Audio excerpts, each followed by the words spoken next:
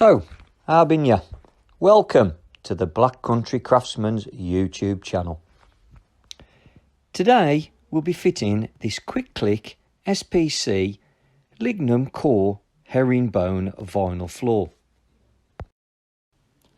Now, to complete this task you will need a floor and beading of your choice, a sliding bevel, a set square, a pencil, a hammer, a pull bar, a panel saw, a multi-tool, a jigsaw, a chop saw, a nail gun, some Mitomate glue, some masking tape and some white silicone.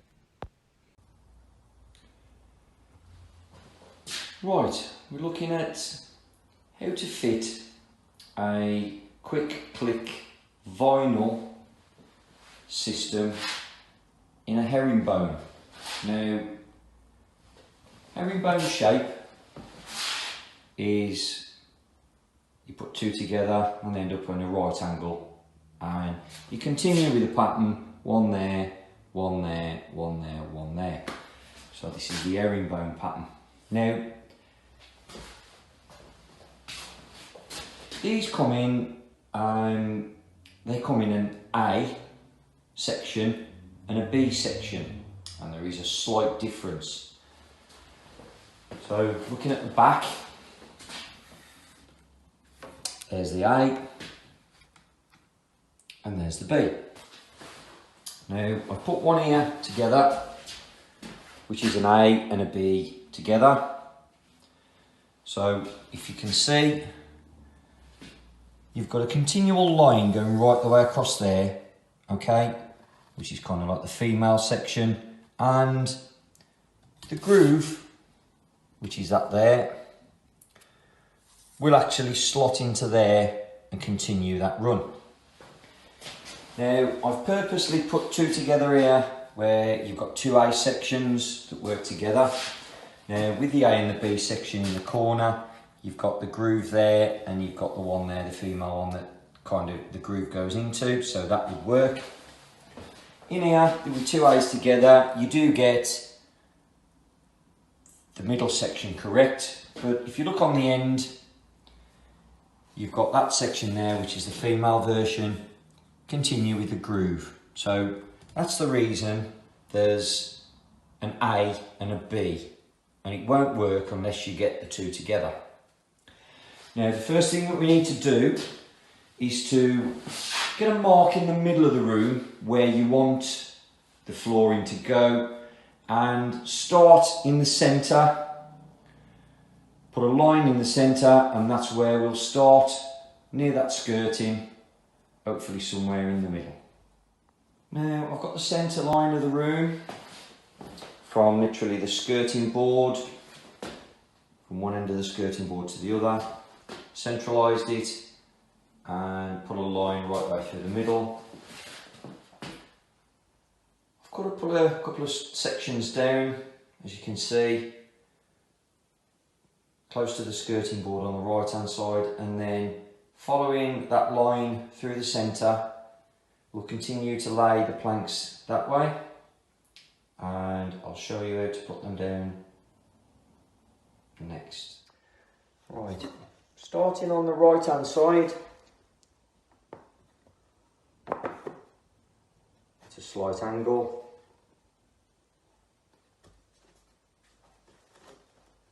Push that in, making sure that this line is perfectly flat. So when you apply the next one, that's the same again, making sure this line is perfectly flat. Okay, first run complete, right the way down to underneath the plinths. I've taken the plinths off. What I've done, I've marked it just in front of the feet, just to give me a rough indication as to where to cut it to. Just past that line will be fine. So the plinths actually sit on top of the floor. So as we kind of continue with this, we need to cut to that, measure it and cut it off. basically to complete that line there. Also as well, same with up here, at some point we'll have to go back and fill in those pieces there. Okay, now we need to start to look at cutting these sections to fit. What I will do is placing a steel rule on the edge of there. Lucky enough, it's just long enough to get to the skirting. Transfer that measurement onto your section there. And with this sliding bevel, I've set it up so the angle to get to the skirting is ready to transfer onto your piece. So we get this measured up, transfer that angle onto that piece there, and we get this piece cut.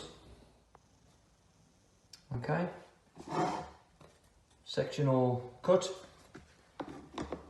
Slide it in on a slight angle, and then push it down. And as you can see, there's a gap there where that needs to be pulled up to there. And that's not quite 10mm away from the skirting, so we have got a little bit to play with to push it up. Now, what you'll need to do is to get something like this, like a pull bar, this is called, where you've got some pads on the bottom, which goes on the laminate floor.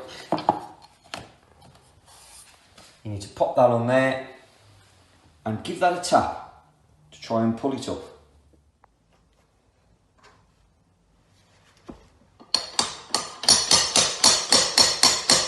As you can see, it's starting to pull the gap up quite nicely. Move it in position.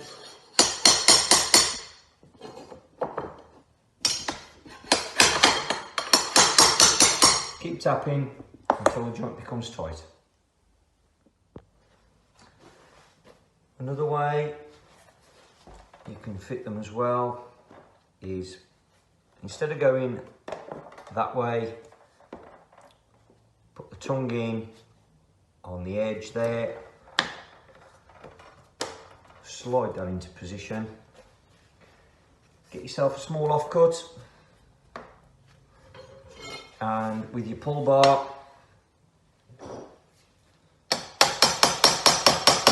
tap it from the side rather from the edge, so it goes in that way. So that's another way you can fit them. Whatever you find easiest, you go with.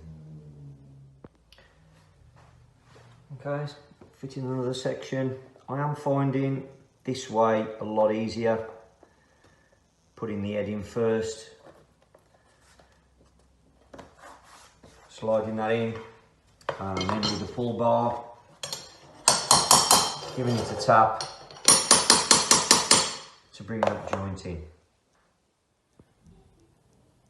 Okay, right, there we have it. We've finished that section off there.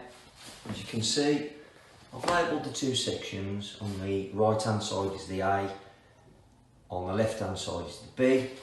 And what I do is any offcuts, of course, because you're cutting off this end, which you use on that side. Alternatively, the other end that you cut off will work on this side. So label them up as you cut them off.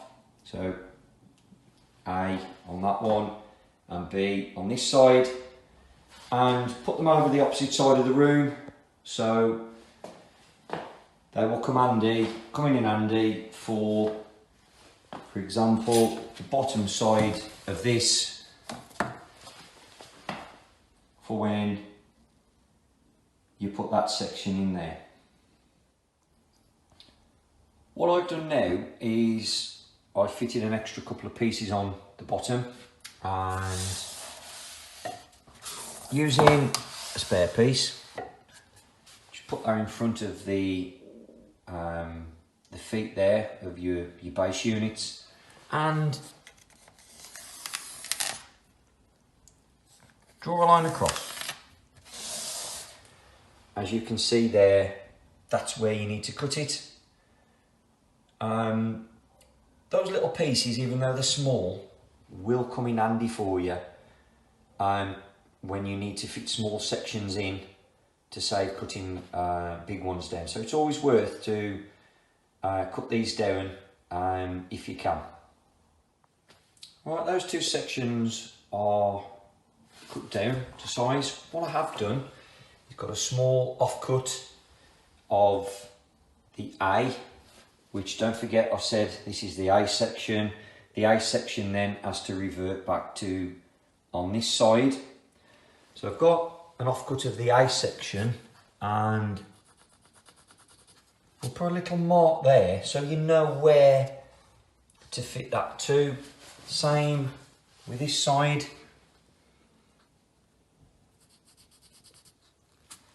Put the pencil mark on there, and then remove that, and at an angle, slot that into position, and do the same with that one.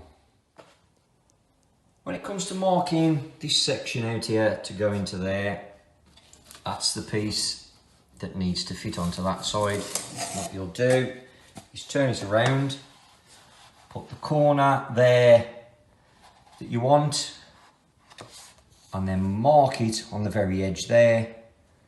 Simply then get your set square and put a 45-degree angle line on there. And as you can see,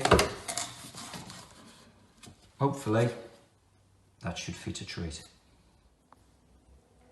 Okay, now we've got the first strip complete. What I plan to do now is, on this side, start at this end.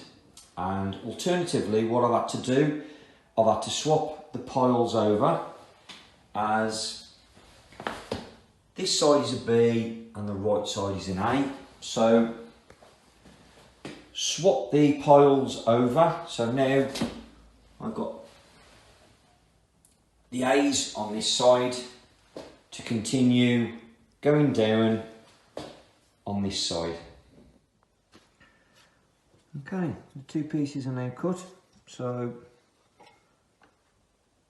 lift that one up slightly and just pop that on there, making sure this edge is nice and straight. And then slide that one at an angle, bring it down, slightly lift it,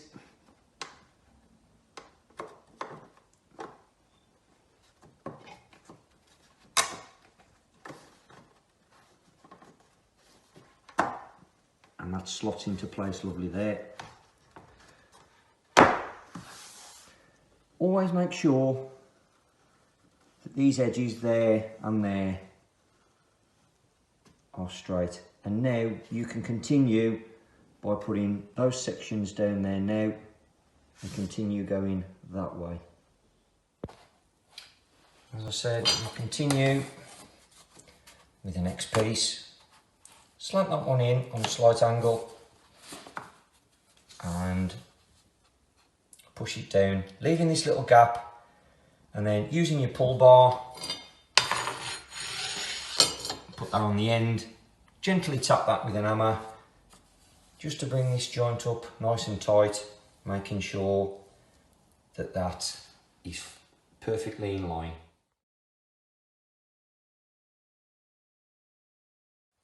As you start to go more up the run and you need to tap these joints tighter, really putting the pull bar on that section there could potentially damage it. So get yourself an offcut, pop that on the end, make sure that's square, put the pull bar on,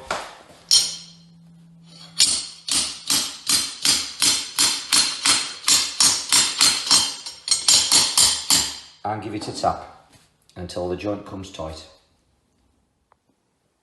As we're now coming on to finishing the third run, coming up towards the end, same as before, you get an opposite side to this one, which is a B.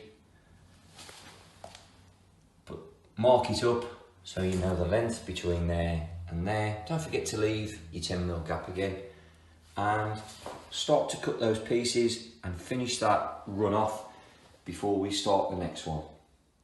Right, that's the third row now completed, and we're on an A section, so we need to continue that way, obviously with a B section. As on the third row, we started up on this side and worked our way that way.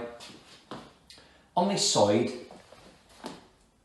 we'll reverse it and start to work from the top. Again, obviously the reason is it's easier, these pieces slot in that side, leaves a perfect straight line there, and then you've got another side to slot in that way, push that way, and another straight edge there. So keep on doing that from left to right, swapping sides until you get to the edge of the walls, or until you get to something like that panel, which I'll show you what we'll be doing with that when I get to it. Here's just a little tip for you when you do get towards the end and you do want to start another run. You get your first piece, lift that one up slightly, or even take it out, put them together,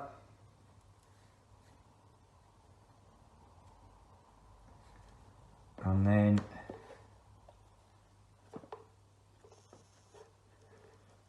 line them up and just slot them down. Same with this one.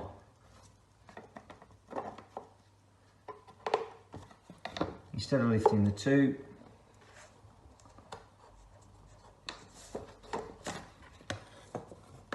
lift an whole section, line it up, get it in position,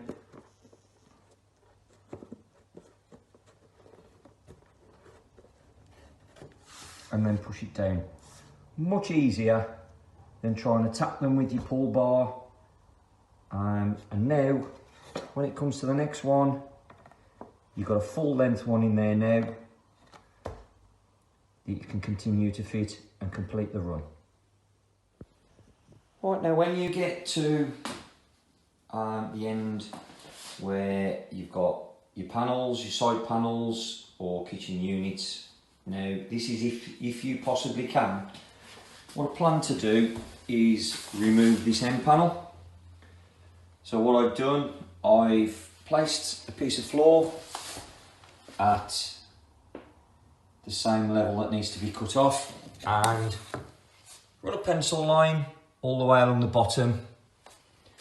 So basically what I'm going to do is take that off, fit the floor, and then cut that section and put that section back so it sits on top of the vinyl floor.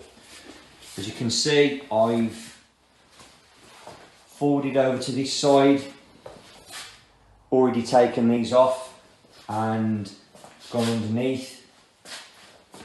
Hell of a lot easier to do this if you can than try and scribe around something like that and make it look neat.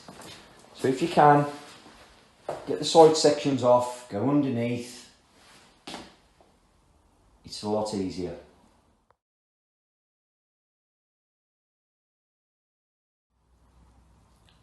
Right, it's all starting to now come together and look the part. We've come to a stage now where we're on the last run, leading up to the skirting. Again, leaving a 10mm gap. Right, when you come across a section like this, what you need to do is measure from there to there. Don't forget to leave your 10mm. And from there to there. Transfer the lines. One there, one there. Then what I did, I set a set square up at roughly 45 degrees to the angle of the skirting. Mark one line, up like so. And then simply transfer the other one to that side. So then you got your cutting angle, and hopefully it'll fit.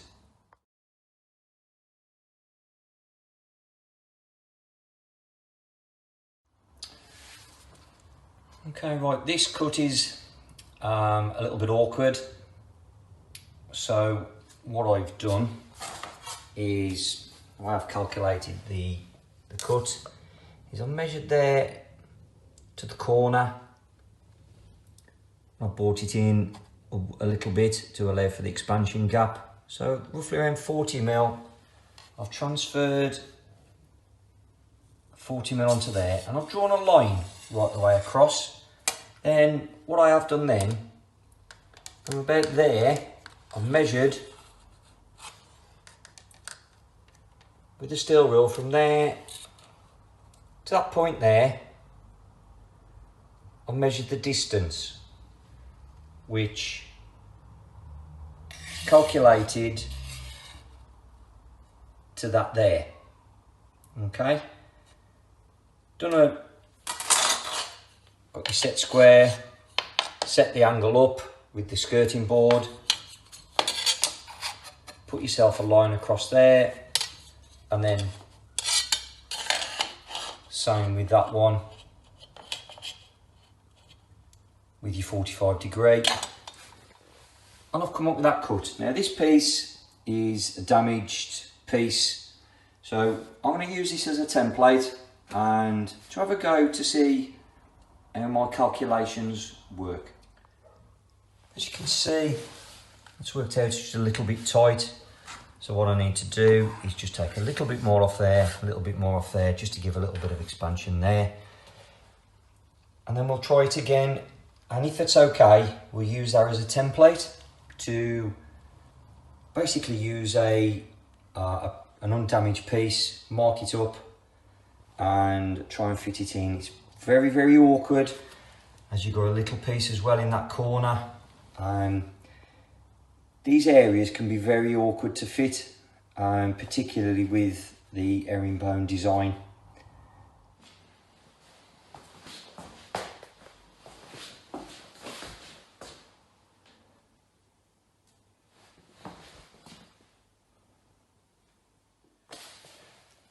Just to give you another little tip, I've cut this one to size from there and there.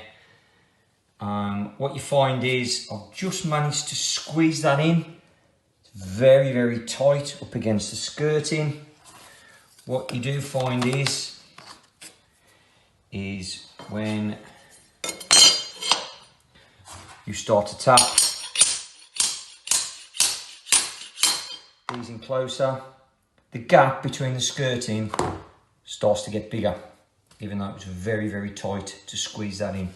So when you come to doing these around the architrave, around the door frame, very, very, very difficult to get it really, really tight up against it, purely because of the way that it has to slide in position.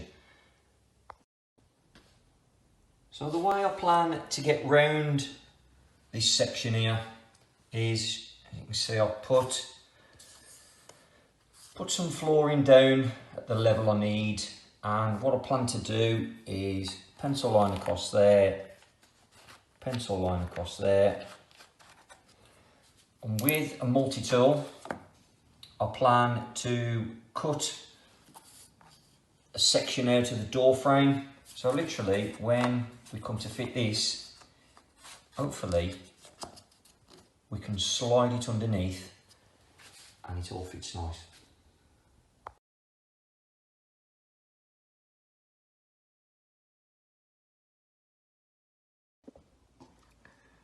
As I said, using this multi-tool, start to cut the frame out.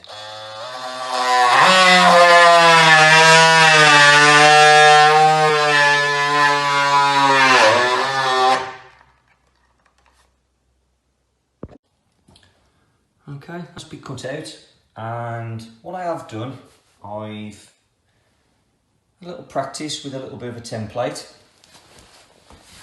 which is slotted in there quite nice. Now, when that slides in, that goes tight up against there, okay? And I've marked it just around there. Because what you've got to take into consideration is when you slot that section in there, that's how much gap that you've got to leave. When you're pushing that in there, you've got to leave that amount of gap for when that slots up tight to that.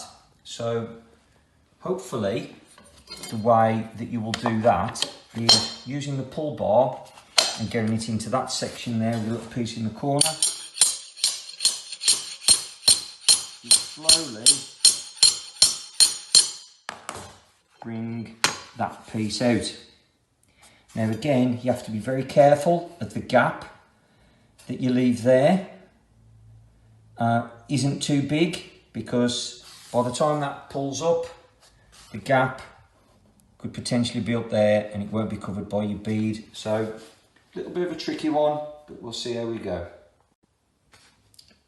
Okay, I've set that template in there, so that little piece there is in line for where I want it to be.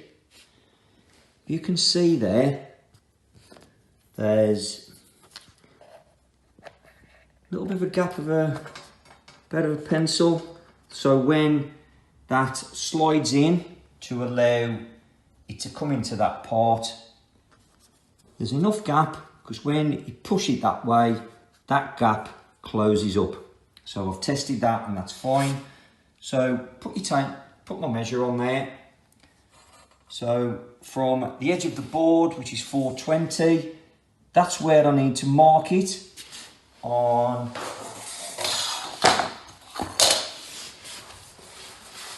my piece there. So from there, I need to measure 420 to wherever that is. Pull that template out and fit the template over it, and then just cut it, and then hopefully we'll get it to fit.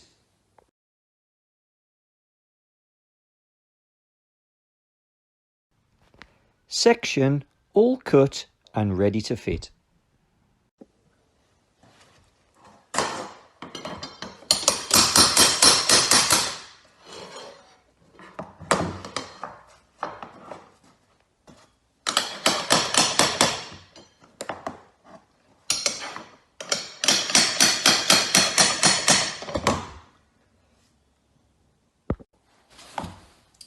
You can see now,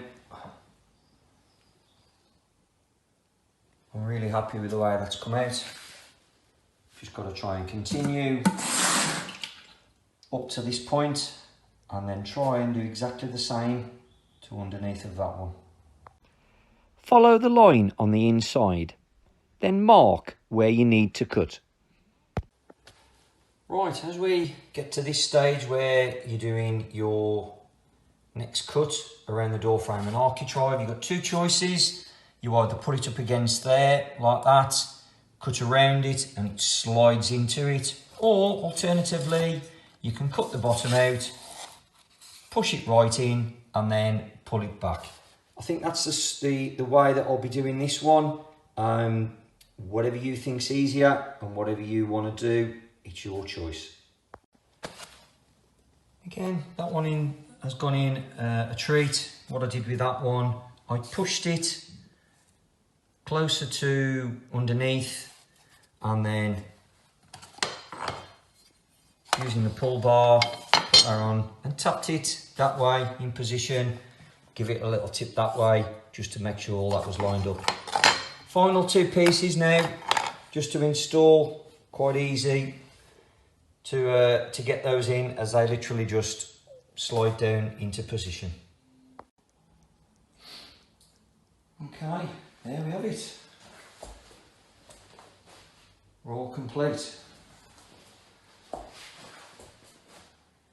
As you've seen by the video, I've shown you from start and to where the awkward little bits and pieces are, various points. I'm particularly pleased with the way it's come out around by the door. If you've got more time, ideally better way of finishing this off now is taking the skirting boards off, but you'd have needed to have done that first and gone underneath the skirting and then put the skirting board on top. That would have really set it off and looked fantastic. Fortunately, I haven't got the time to do this one. So what we'll do now is finish around the edges with some Sakosha bead, and also as well need to put all these panels on and the plinths back just to finish it off. I've cut and fitted all the end panels. The end panels have all been put back. Plinths have now been put back, and everything now is sitting nicely on top of the floor, and it looks really good. Next job is to just tidy the outskirts up. As I said previously, we're not going underneath the skirting board with this one, so as you can see on the floor there, we've got what's called a Sakosha bead. This is the Sakosha bead. It's just a laminate beading that goes all the way around, just to tidy it up. Now, before fitting the Sakosha bead, what I plan to do is put a bead of silicone just across the edge of this door. Fortunately, the door is too close and it's too tight for us to fit a bead across, so I've got to try and finish it off as neat as we possibly can. I've put some masking tape down, so when you put the silicone down, when you pull the tape off, it leaves a nice straight line. Okay, put your bead of silicone across.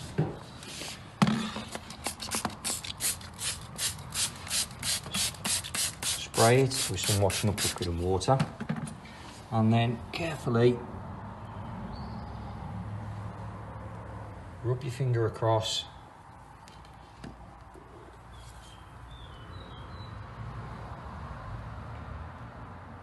and then you need to pull the tape off. Go over it with your finger a couple of times, spraying some water each time, and then once you've done that, you carefully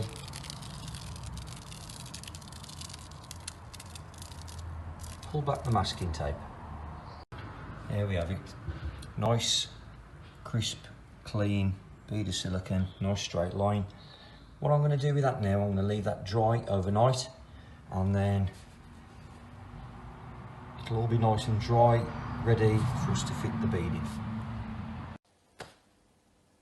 So this is a typical miter saw, chop saw, that you can use to cut the angles for the beading. Yeah, you've got all your angles on there, your 45 there, and mainly your 45 there, which you'll use. So yeah, that's all set up and ready to go. Typical start, longest run.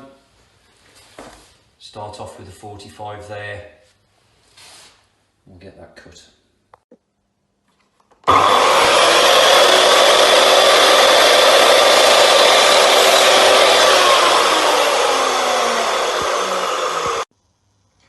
Okay, first piece ready to go. What I do use is these DeWalt nail guns. Very good, much easier than doing it by hand. Just pop it on.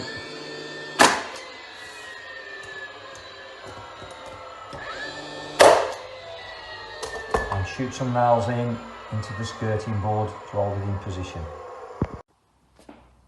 When you get to the other side, again, also do a 45-degree angle, and then cut a small piece to fit into that section there. Okay, something like that, and then continue to nail them all in. When it comes to finish the ends off, you do your 45-degree angle inside, and then you do another one so it's pointing outside, and then you do a little section there so it finishes it off, something like that. glue those two together before you nail it in position. Okay, that one's all fitted. You can see the way it's finished off at the end. I've done this one, same with this one. That's finished off exactly the same. Regarding these corners, again using the mitre saw, that one was on 45 degrees, you can see it's slightly out, that was about 50 degrees. But you can tweak it slightly with these electric mitre cutters. They're very, very good for taking small amounts off, so you can get it just about perfect. All done, as good as new. As we say in the Black Country, that's Boston.